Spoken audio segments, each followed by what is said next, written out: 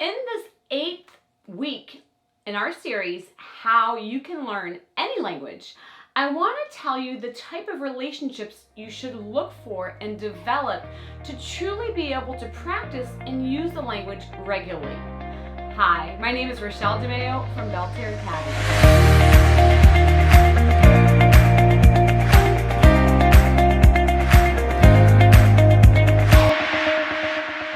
So having people around you that speak the language or languages that you're learning or maintaining is very important. But how can you know if the friendships that you're developing are really going to be worthwhile? I want to guide you today in what I've learned, what I've researched, what I've experienced, what I've seen other people experience, so that you too can have those friendships. So in previous weeks, I told you where you can meet people that speak the language, whether they're native or whether they're not. And that obviously is a huge component, is knowing where you can find them. So if you're not sure where you need to go to meet these people, look back in the same series of How You Can Learn Any Language, go back to previous weeks and look at where you can meet natives, how you can meet natives, and then how you can just meet people in general that speak that language and how you can start using it based on that. Once you've kind of looked through that, come back to this video, because now what I want to do is tell you what types of friendship are going to be worth your time. Personally, I hate wasting time, and when I feel like I'm working or developing a friendship, I want to make sure, especially with language learning, that this is something that's going to benefit me long term. So what you really want to do as you're looking for people that speak that language, that speak the languages that you're learning, that you're maintaining, first thing is that you want to see what you have in common with them. That could be as simple as the taste of music that you have, different hobbies that you share, different activities that you like to do as pastimes. Maybe it's the type of movies that you watch, places that you like to travel. Hopefully they like to travel, you like to travel, but talking about that, it could be a variety of different factors, but just things that you have in common with that person. Not only is that a great conversation starter, but long term, you can go back and refer to that. And if you do activities with them, then you might do activities that are geared around those things in common.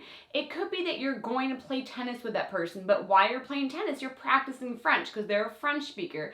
It could be that you're trying to look up some soccer team and you find some Mexican soccer team and you're able to practice Spanish.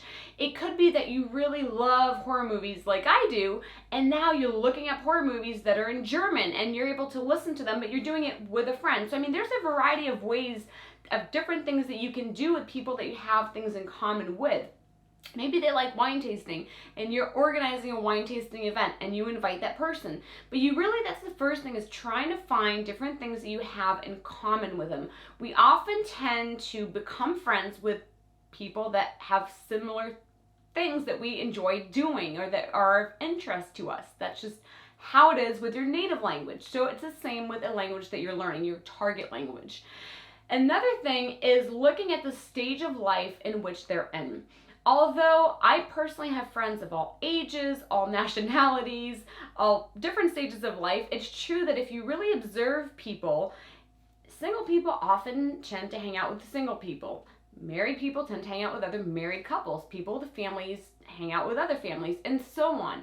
So while that may be a extremely important factor, you may consider that when you're looking out friendships you may want to develop, because some of these things that you're going to be talking about have to do with the stage of life that you're in. It's very different for me talking about my 8 and 9-year-old as it is for my neighbor, for instance, talking about her 2-year-old. So those kind of things are things that you may want to consider is what they have in common, pastimes and hobbies, and what stage in life they're in.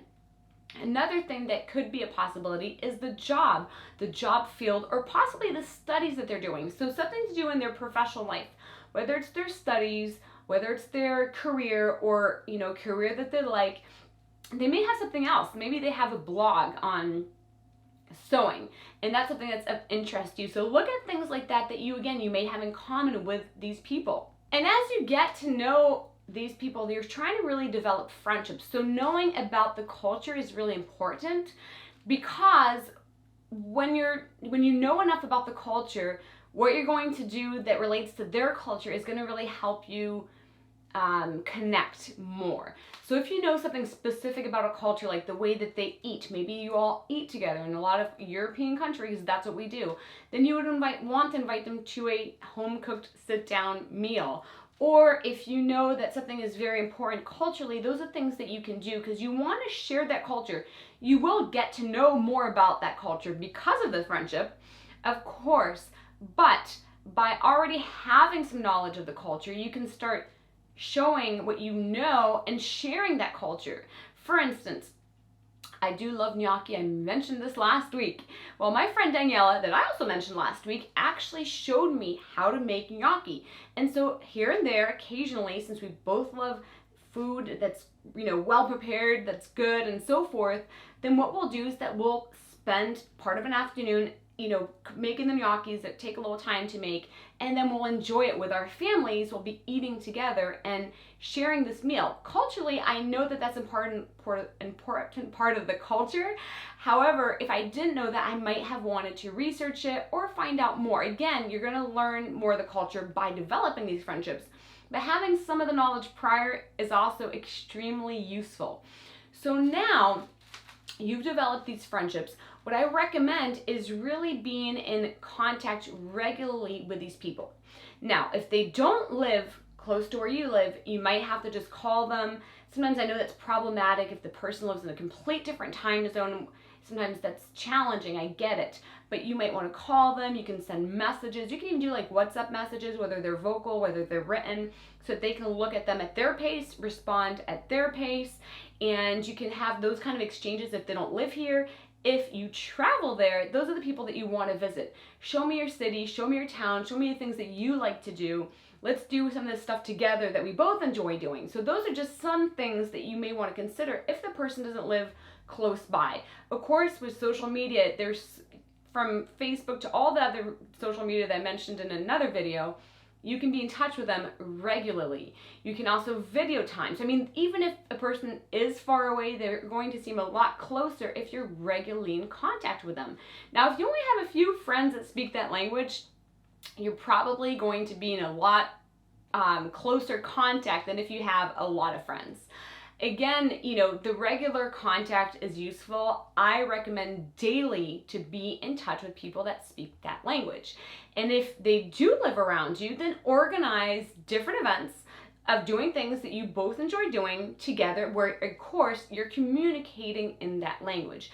And the key that I'm going to give you is from day one, really aim to only speak that language.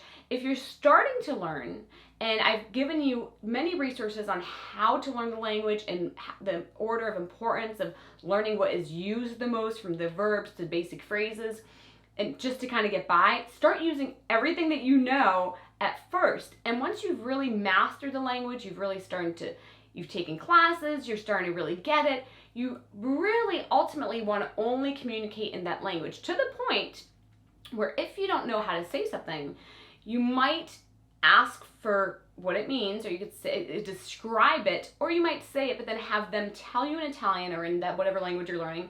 I'm talking for myself, but French or whatever language that you're personally learning, you're gonna have them tell you what that is. Then if they say a word that you don't understand, ask them to explain it, but to explain it in that target language. So instead of just giving you a translation that's getting your mind to think back in your native language, you want to ask for them to explain it in the target language. Try to create a visual image of it, repeat it 3 times in your mind, and then try to use it, even if you have to reuse it right away in a sentence. So those are things that are going to help you. And of course, slang, being an important part of everyday language, should also be used. And so they will teach you some, you can use some, and you can ask questions about it. And most people are really proud to talk about where they're from, about their language, about the country and cultures and traditions and customs and so forth that pertain to where they are from. So I've noticed that a lot of people are actually proud of that. Even if I'm kind of embarrassed to be like, do I really want to ask that? I should know this. Or they don't want to answer this. Actually, you reverse the roles. You'll notice that you're probably proud, at least in some capacity, talk about your upbringing, your language, the cultures that you grew up around. And so the same goes vice versa. So start developing friendships with what I mentioned on how and like what you should be looking for, and then what you need to do to create those friendships and maintain them a lifetime.